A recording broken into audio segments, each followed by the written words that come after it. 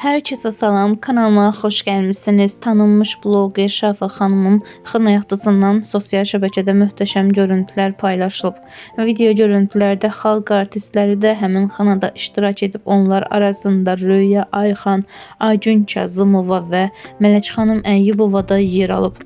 Bir çox sosial şəbəkədə məşhur olan influencerlər də həmin məclisdə iştirak ediblər. Həmin görüntüləri sizlərə təqdim edirəm.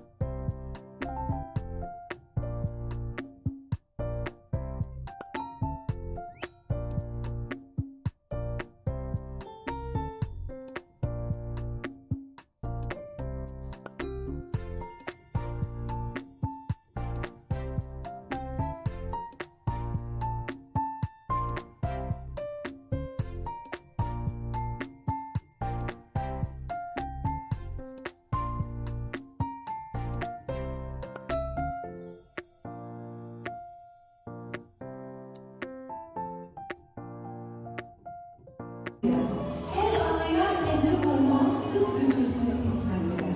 Şükürler olsun, bugün size destek oldum. Ve indi siz gözəlsiniz. İndi bura Şafaqın çox maraqlı bir rəqsi gələcək. O rəqsi inanın ki, neçə vaxtda hazırlayıb. Elə bir rəqsdir ki, mən özüm heyecan.